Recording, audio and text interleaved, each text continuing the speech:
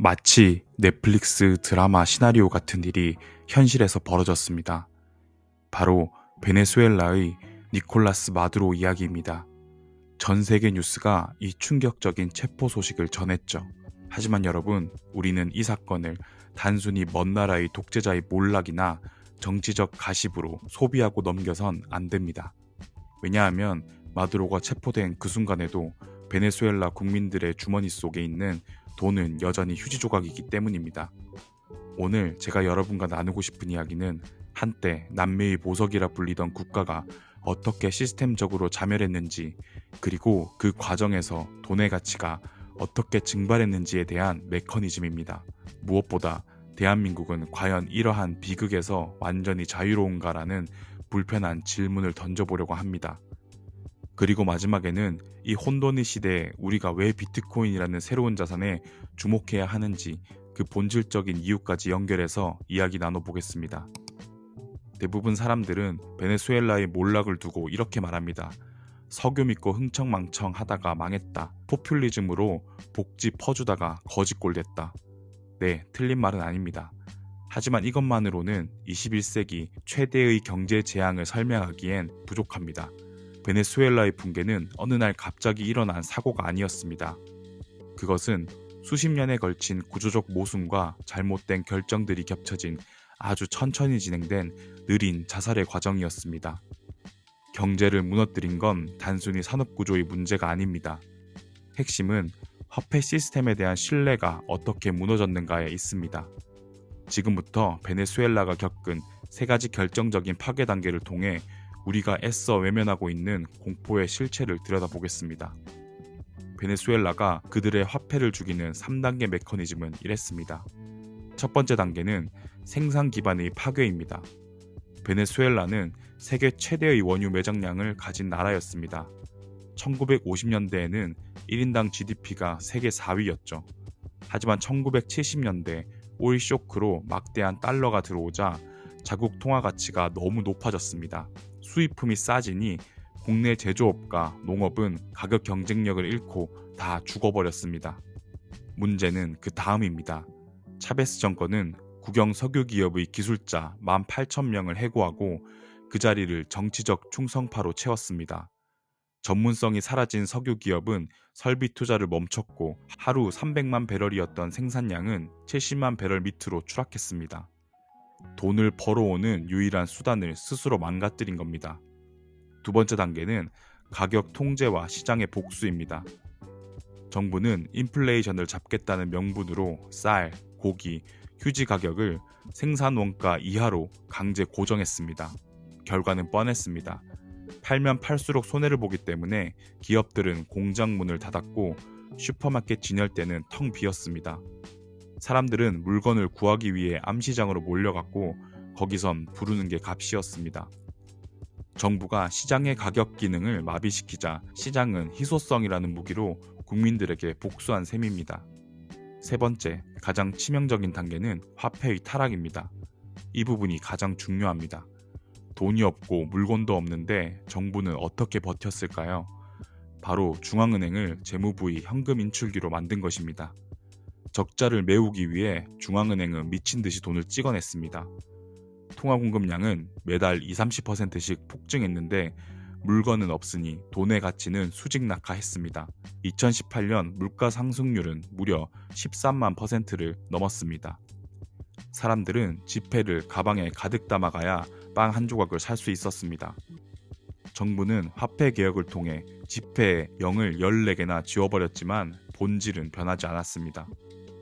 하지만 이것만으로는 3천억 달러, 우리 돈 400조 원이 증발한 미스테리를 풀 수 없습니다. 그 천문학적인 돈은 다 어디로 갔을까요? 바로 볼리가르히라 불리는 정권 연계 특권층의 주머니 속으로 들어갔습니다. 베네수엘라 경제 붕괴의 핵심은 단순한 인플레이션뿐만 아니라 환율 조작을 통한 국부 유출이었습니다. 마두로 정권 하에서 탄생한 신흥재벌 볼리가르히들은 총을 들고 은행을 털지 않았습니다. 그들은 정부가 만든 외환관리기구인 카비디라는 기형적인 환율 시스템을 이용해 아주 우아하고 합법적으로 나라를 털어먹었습니다. 그 수법은 소름 끼칠 정도로 교묘합니다. 당시 베네수엘라에는 두 개의 환율이 존재했습니다. 정부가 정한 공식 환율과 시장에서 거래되는 암시장 환율입니다. 공식 환율은 1달러당 6.3 볼리바르였으나 암시장 환율은 1달러당 1000 볼리바르였죠. 이 엄청난 괴리가 바로 먹잇감이었습니다. 볼리가르이들은 정부 고위층과 결탁해 유령 회사를 차립니다. 그리고는 국민에게 필요한 식량과 약품을 수입하겠다며 서류를 조작합니다. 정부는 이들에게 특별히 1달러를 단돈 6.3 볼리바르에 배정해 줍니다. 자, 이제 이들은 배정받은 달러로 약품을 수입했을까요? 아니요, 그 달러를 들고 바로 암시장으로 갑니다. 그리고 1달러당 1000 볼리바르에 되팝니다. 이 단 한 번의 거래로 수익률은 약 15,000%가 됩니다. 그들은 손가락 하나 까딱하지 않고 앉은 자리에서 돈을 복사했습니다. 이 과정에서 약 3천억 달러 이상의 국부가 해외 계좌로 빠져나갔습니다.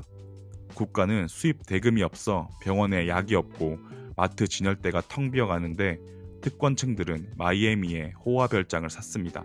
시스템을 통제하는 자들이 그 권력을 이용해 화폐 가치를 왜곡할 때 국가는 이렇게 내부에서부터 썩어 문드러지는 것입니다. 에이, 설마 한국이 베네수엘라처럼 되겠어? 라고 생각하시나요? 바로 지난달 2025년 12월 대한민국 금융시장에는 아주 소름 끼치는 결정을 내렸습니다. 여러분의 노후가 걸린 국민연금, 그 소중한 자산이 환율 방어의 최전선에 강제로 배치된 것입니다. 먼저 650억 달러 스와프 연장을 했습니다.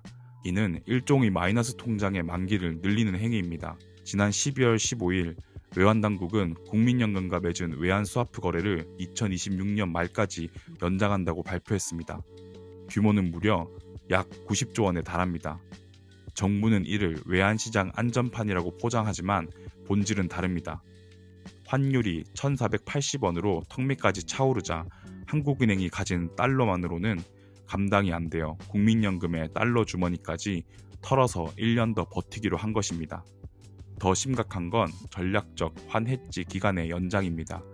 어려운 말 같지만 원리는 간단합니다.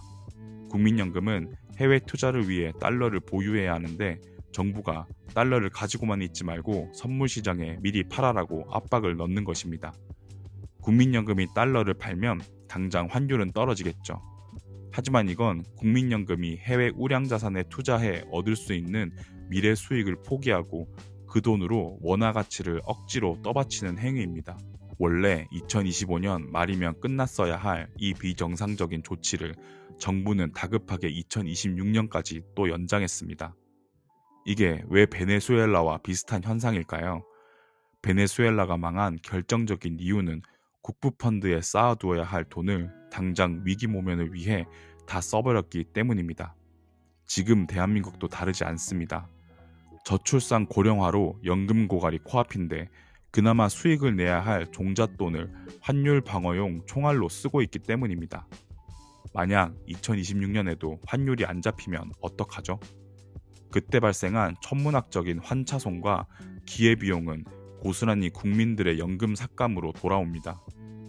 정부가 정상적인 금리 정책이나 수출 경쟁력으로는 도저히 환율을 통제할 수 없다는 것을 자인하고 결국 손대지 말아야 할 국민의 미래에까지 손을 뻗은 지금, 이것이 바로 시스템이 보내는 마지막 경고음이 아닐까요?